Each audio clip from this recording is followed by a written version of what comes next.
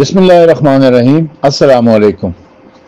कल के voice note में मैंने ये बताया था कि कुरान मजीद में दो जालिमों के बारे में अल्लाह ताला ने क्या फरमाया है, यानी वो पहले जालिम और दूसरे जालिम के बारे में। और फिर वो जो कुरान मजीद की आयत और उसकी तफसीर जो आपकी खिदमत में पेश की थी, उसको हमने रिलेट किया था सही बुखारी की दो रिवायात से। तो बहुत सारे लोगों ने मुझसे ये सवाल भी किया कि जी वो तीसरे के बारे में भी कुछ बताएं। तो आज इंशाल्लाह मैं कुरान मजीद से तीसरे के मुजम्मत में जो आयत नाजिल हुई है वो आपकी खिदमत में पेश करूंगा। लेकिन इससे पहले मैं एक बात आपको कहना चाहता हूँ, वो ये है कि हमारे मुखालफिन जो हैं, यानी अहले तशय्यो के जो मुखालफिन हैं, उनका हमेशा से ये शेवा रहा है कि वो पहले दूसरे तीसरे खलीफा को और हजरत आयशा को और माविया को बहुत बड़ा चढ़ा के पेश करते हैं और उनकी हद्दुल इम्कान वकालत करते हैं, उनके हर गलत काम के ऊपर पर्दा डालने की कोशिश करते हैं। और यहाँ तक उनका कोशिश होती है कि उनको बचाने के लिए, यानी इन 4-5 लोगों को बचाने के लिए, हज़रत अबू बकर, हज़रत उमर, हज़रत उस्मान, हज़रत आयशा और माविया को बचाने के लिए अगर उन्हें रसूल अकरम सल्लल्लाहु अलैहि वसल्लम की तौहीन करनी पड़ जाए, उनकी तज़हीक करनी पड़ जाए, तो इससे भी गुरेज नहीं करते।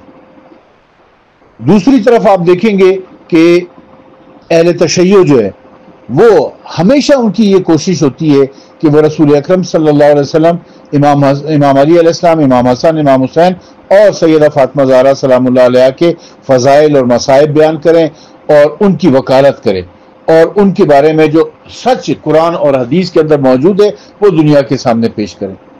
जबकि मुखालफिन की हद्दुल इम्कान ये कोशिश है कि वो अपनों की झूठे फ़ज़ाइल बयान करना शुरू कर दें और उनकी गलतियों के ऊपर पर्दा डालें और उनकी वकालत करें।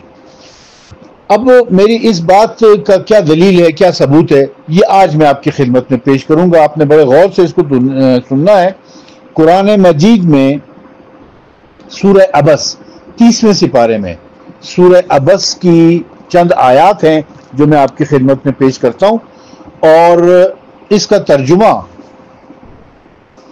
मैं पहले आपको पढ़ के सुनाता हूं। मौलाना अशरफ अली थानवी का तर्जुमा, सूरह अबस की जो शुरू की आयत है उनका तर्जुमा मौलाना अशरफ अली थानवी जो देवबंदी मकतब फिक्र से ताल्लुक रखते हैं, उनका तर्जुमा मैं आपको पढ़ के सुनाता हूं कि वो क्या कहते हैं। लिखते हैं कि ब्रैकेट में इन्होंने लिखा है पैगंबर, और उसके बाद लिखते हैं कि चीन बचीन हो गए, यानी पैगंबर सल्लल्लाहु अलैहि वसल्लम चीन बचीन हो गए और मुतवज्जे न हुए इस बात से कि इनके पास अंधा आया, और आपको क्या शायद नाबीना आपकी तालीम से पूरे तौर पर संवर जाता या किसी खास अमर में नसीहत कबूल करता, सो इसको नसीहत करना कुछ ना कुछ फायदा पहुंचाता। तो जो शख्स दीन से बेपरवाही करता है, आप इसकी तो फिक्र में पड़ते हैं, हालांकि आप पर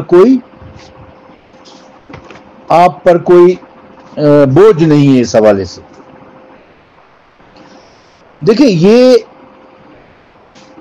तर्जुमा जो इन्होंने किया है इसमें ब्रैकेट में लफ्ज पैगंबर लिखा है इन्होंने।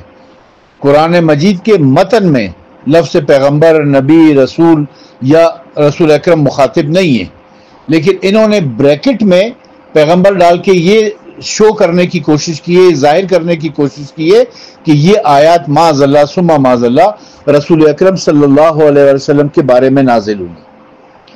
इसकी तफसीर में वो क्या लिख रहे हैं, इसकी तफसीर जो है जो अशरफ अली थानवी ने की है वो मैं आपको पढ़ के सुनाता हूं। पहले लिखते हैं कि एक मरतबा रसूलुल्लाह सल्लल्लाहु अलैहि वसल्लम बाज़ रऊसाए मुशरिकीन को समझा रहे थे कि इतने में अब्दुल्ला इब्न मक्तूम नाबीना सहाबी हाजिर हुए और कुछ पूछना शुरू किया।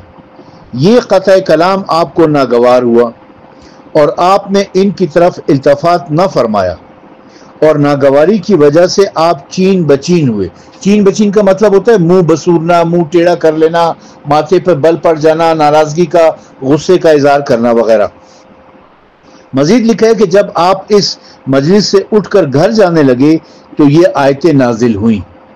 इसके बाद जब हजरत अब्दुल्ला इब्न मक्तूम आपके पास आते तो आप बड़ी खातिर करते। इन आयात में